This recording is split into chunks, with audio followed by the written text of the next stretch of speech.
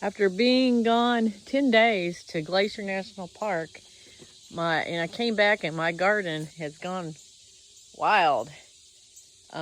It is really growing. So I am going to try to get in here and trim some of the leaves and see what vegetables I can harvest and see what's going on. So here I have clipped a lot of the leaves off of the squash to the point where now I can actually see the bottom and see flowers that are coming up that can be now pollinated so it can produce more squash. I also did the same thing for my zucchini, and you'll see over here that you can now see the flowers. When I got home from our trip to Montana, there were so many leaves that it just covered up all the flowers. So I'm sure I wasn't going to get much more fruit.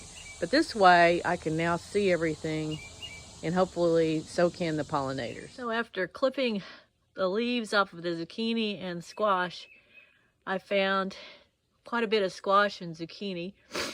And hopefully I'll be able to produce more after they get more sunlight from the clippings.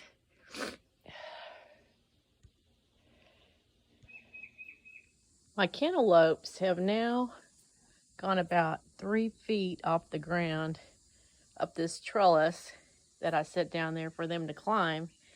And now they're spreading out along the edge of my porch.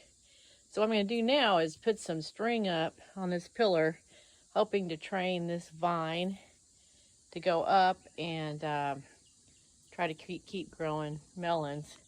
Although I realize that the heat or the weight from the melons may be too much, because I've got a lot of melons that are up at the top of this vine, but we'll see. Okay, so I have some string tied up around a couple pillars. This is one on my back porch.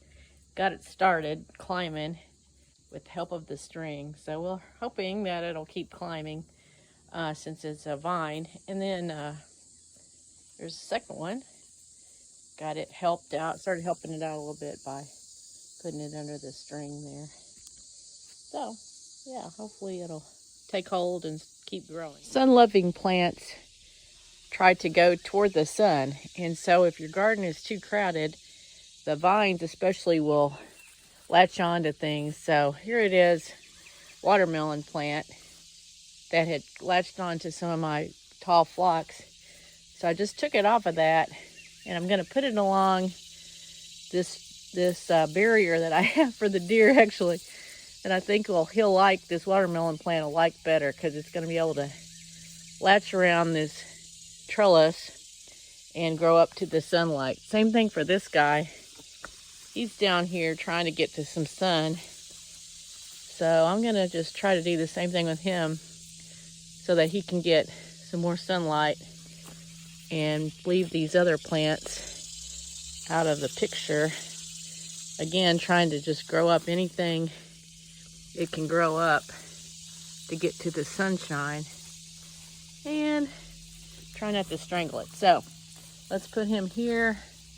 There's nothing here except my blueberry bush, which is finished for the year. So I think it'll be fine right here.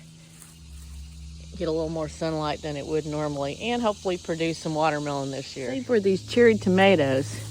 This is an all-volunteer cherry tomato plant that I had just thrown the compost out here, and you can see it's loaded with cherry tomatoes. But unfortunately, it was on the ground, so I'm gonna need to get some more trellising so I can hang it.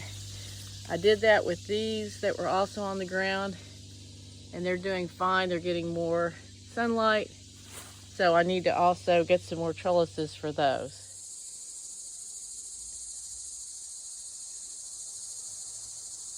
These phlox are full of butterflies today.